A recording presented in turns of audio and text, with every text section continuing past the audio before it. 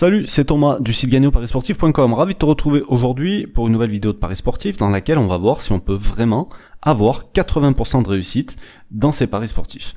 Je fais cette vidéo parce que pour deux choses. La première, c'est que la semaine dernière, ou il y a 2 semaines, je sais plus exactement, je suis tombé sur un article d'un soi-disant parieur professionnel qui gagnait des fortunes, qui avait des 80% de taux de réussite, etc. C'était super bien fait, sauf que comme tout, de 80% de réussite, c'est quasiment impossible dans les paris sportifs, surtout après avoir jeté un œil à son site.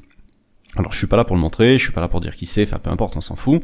Ça ferait de la pub pour rien, et j'ai pas envie de faire de la pub à des gens comme ça.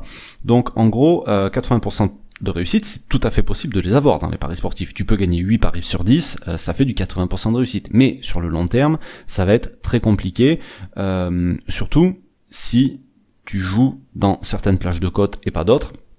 Et c'est ce que je voudrais éclaircir aujourd'hui. Et la deuxième chose qui m'a amené à faire cette vidéo, c'est que j'ai un ami qui la semaine dernière a fait plusieurs paris sur des scores exacts et qui a tout gagné et qui pense, de moins en moins maintenant à force d'en discuter, mais qui pense que jouer des cotes à 6, des cotes à 7, des cotes à 5 comme ça sur des scores exacts, c'est des choses qui peuvent passer très souvent, sur lesquelles il peut avoir un très gros taux de réussite. Sauf que la réalité, elle n'est pas comme ça. Alors, faut savoir que pour gagner gros dans les paris sportifs, il y a plusieurs façons.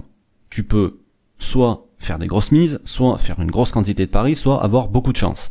Et donc, avoir un taux de réussite élevé, ça peut être de la chance et ça peut ne pas durer tout le temps. Donc, ce qu'il faut comprendre vraiment dans les paris sportifs, c'est le rapport qu'il va y avoir entre le taux de réussite, la cote moyenne et le bénéfice que tu peux réellement faire. En gros, il y a une réalité qui se cache derrière les chiffres. Ça, c'est juste des mathématiques. Donc, je vais pas te bourrer la tête avec des maths aujourd'hui. Je suis pas là pour essayer de t'embrouiller.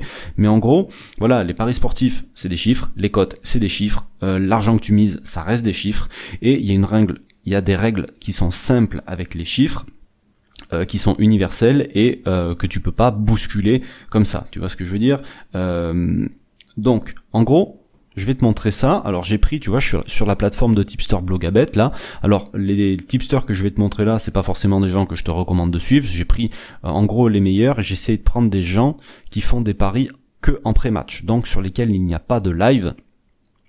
Donc j'ai pris lui, j'en ai trouvé quelques-uns là, et je vais te montrer en gros la règle simple que je voudrais te montrer aujourd'hui et qui fera que tu pourras démasquer des escrocs très facilement par la suite. Donc en gros, je vais prendre le premier mec là. Le premier mec, il a un certain nombre de paris, donc 888 paris payants ici, et dans cette petite... Super, ça marche pas, alors je vais actualiser la page. Dans la partie ici, là, odd stack, donc odd c'est la cote moyenne, tu t'aperçois que ce mec, sa cote moyenne, elle est de 1,88. Et donc là, il y a un calcul simple que je vais te montrer, qui consiste à faire simplement 100 divisé par 1,88, et là ça va te donner le taux de réussite minimum que doit avoir ce mec là pour être rentable. Donc il doit avoir minimum 53,2% de réussite pour être rentable. Ok? Et au long terme, si ce mec là il est bon, comme tous les mecs qui sont bons en général, par rapport à leur cote moyenne, ils vont avoir entre 53,2 et aller jusqu'à 58-60% de réussite maximum. Du 80% de réussite, là c'est impossible. C'est possible sur une petite période, une semaine, 10 jours, 15 jours, un mois, mais sur le long terme, c'est pas possible.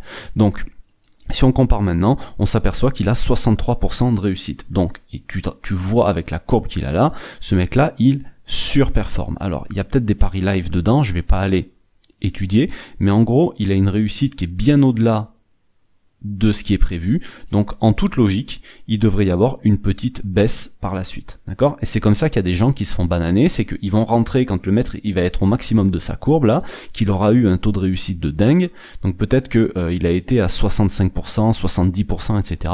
Il est en surperformance, et donc à un moment donné, il y a un équilibre qui va se rétablir, et le mec, il va revenir dans les clous. Donc là, il devrait avoir, d'ici quelques temps, avoir un taux de réussite qui sera beaucoup moins élevé.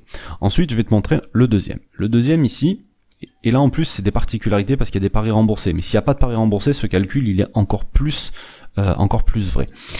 Ici, alors lui c'est pareil, ça déconne. Alors je vais actualiser celui-là aussi en attendant. Celui-ci, donc tu vois, si on regarde sur les 12 derniers mois, il y a une grosse progression, une baisse, une progression, une baisse, et si tu regardes sur la durée, il y a beaucoup de pics dans cette courbe-là. Et ce gars-là, si on regarde son taux de sa cote moyenne, elle est à 1,91. On va faire le même calcul, 100 divisé par 1,91, on arrive à du 52,4. Et tu t'aperçois que son taux de réussite, il est à 53%. Ça, ce mec-là, il est dans les clous. Et donc, là, tu pourrais faire confiance à un truc comme ça. Donc en gros, faut que tu comprennes un truc, c'est que les mecs qui vont dire ouais moi j'ai 80% de réussite, ok. Donc ce mec-là, tu peux lui demander qu'est-ce que c'est sa cote moyenne. Ou si tu vois ses derniers paris, tu vas voir à peu près ce que c'est sa cote moyenne. Si sa cote moyenne, elle est à 1,80, et qu'il te dit j'ai 80% de réussite, le mec il est 25 points au-dessus. Donc ça veut dire que soit il va se ramasser à un moment donné, et c'est surtout pas maintenant qu'il faut commencer à le suivre, d'accord, soit que c'est un gros mytho, parce que c'est pas possible. Parce que si le mec il a, donc tu peux faire le calcul à l'inverse, tu divises par le taux de réussite, si le mec il a du 80% de réussite, ça veut dire que en théorie il va jouer des cotes entre 1,25 et 1,30. Ça sera ça sa cote moyenne. Et donc ça sera la réalité. Il peut avoir du 80% de réussite sur des cotes comme ça, mais il peut pas avoir 80% de réussite au long terme sur des cotes qui seront plus élevées que 1,30 on va dire. Voilà. En gros c'est ce que je voulais te montrer aujourd'hui, et c'est une des raisons principales quand les mecs sont en surperformance, qui va faire qu'il y a des gens, ils sont déçus du suivi de tipster. C'est parce qu'ils prennent un mec, il est en pleine bourre, ils commencent à le suivre, et après il y a l'équilibre qui commence à se rétablir, et là, bah forcément le mec il va commencer à perdre, et c'est là que les gens rentrent en général, et c'est là que les gens disent ouais mais moi quand je suis un mec, bah toujours il se met à perdre derrière. Bah oui, parce que si tu prends pas en compte ces paramètres-là, tu vas toujours te faire bananer. C'est ce que je voulais te montrer aujourd'hui. Fais attention, fais tourner cette vidéo, prends bien ces paramètres en compte. Voilà, quand tu découvres quelqu'un, quand tu veux essayer de suivre quelqu'un, etc. Nous on se retrouve tous les midis par mail pour un conseil en paris sportif. Si t'es pas encore inscrit, t'as le lien qui est juste en dessous de la vidéo. Pour progresser, un conseil par jour, je pense que c'est peut-être le truc le plus efficace que tu pourras trouver. Et donc je fais une vidéo par semaine en ce moment quand même. Voilà, donc je te laisse là-dessus, je te dis à demain midi ou à aujourd'hui midi si tu regardes cette vidéo avant midi, et je te dis à très bientôt, salut.